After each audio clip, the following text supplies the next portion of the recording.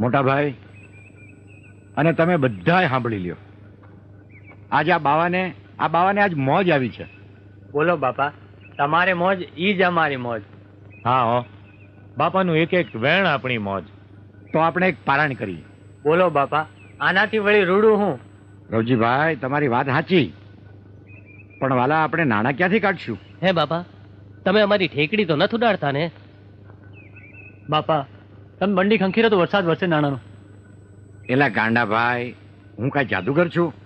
લે આ લે, જોઈ લે બંડી છે આમાં કાંઈ? જોઈ લે.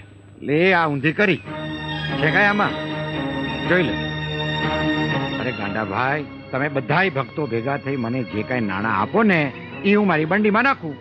બાકી હું કઈ જાદુગર થોડો છું કે મારી પાસે પૈસા આવે? અરે બંડીમાં નહીં તો ગોદડા થયા છે. લ્યો જોઈ લ્યો, હવ ભાઈ જોઈ લ્યો, આમાં છે આમાં. આ તો મારા રામજીનો હુકમ થયો ને મોટા ભાઈ, એટલે મારે રામપારાયણ તો કરાવી જ છે.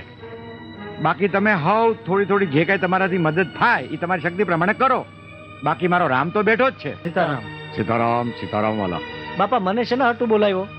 આ નાથો છે ને અમારો ભોળિયો ભગત છે. મારી વાલા મોજ આવી, અમે પારાયણ કરવાનું નક્કી કર્યું. ત્યાં જેટલા ભક્તો બેઠા હતા હવને કીધું કે તમારે જે કાંઈ થાય એ કરજો.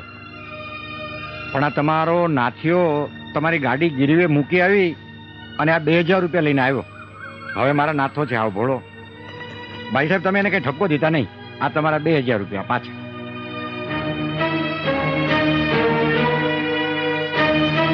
બાપા, આ 2000 રૂપિયા રાખો અને નાથુના નામે જ રામ પારાયણ કરાવજો. અરે નાથુ જેવા ધર્મપ્રેમી ડ્રાઈવર અમારે ત્યાં નોકરી કરે એ વાત જાણીને જ મારી છાતી ગજ ગજ ફૂલે છે. નાથુ, આજથી તારો પગાર ડબલ. અને બાપા, મારે લાયક કાંઈ પણ જરૂર હોય, હજી આમાં કાંઈ વધઘટ થતી હોય તો મને મૂંઝાયા વગર કહેજો. ભાઈ ભાઈ. બાપા સીતારામ. સીતારામ સીતારામ નાથા.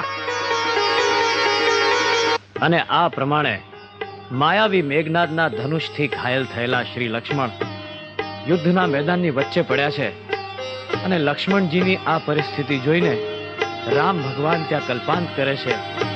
લક્ષ્મણજીનું મસ્તક પોતાના ખોળામાં લીધું છે અને લક્ષ્મણજીના ઘા ઉપર તેઓ પ્રેમથી હાથ ફેરવી રહ્યા છે, કલ્પાંત કરી રહ્યા છે, રુદન કરી રહ્યા છે, વિલાપ કરી રહ્યા છે. હે લક્ષ્મણ, હે મારા પ્રાણથી પ્રિય લક્ષ્મણ, આ તને શું થઈ ગયું? મારી પ્રાણ પ્રિય સીતાને મેળવવા જતા મેં મારા પ્રાણથી પ્રિય ભાઈને ખોઈ નાખ્યો. આ શું થયું? ત્યારે પ્રભુને આ રીતે રુદન કરતા જોઈને પ્રભુના પરમ સેવક સ્વામી ભક્ત હનુમાન આગળ આવે છે. અને હનુમાન ભગવાનને આ રીતે કલ્પાંત કરતા જોઈ નથી શકતા. તેઓ કહે છે કે પ્રભુ, તમે જે આજ્ઞા કરશો એ હું કરવા તૈયાર છું. મારી છાતી ફાડીને હું મારું કાળજું કાઢીને તમારા ચરણોમાં ધરવા તૈયાર છું પ્રભુ. પણ હે પ્રભુ, તમે આમ રડો નહીં, તમે આ પ્રમાણે કલ્પાંત ન કરો.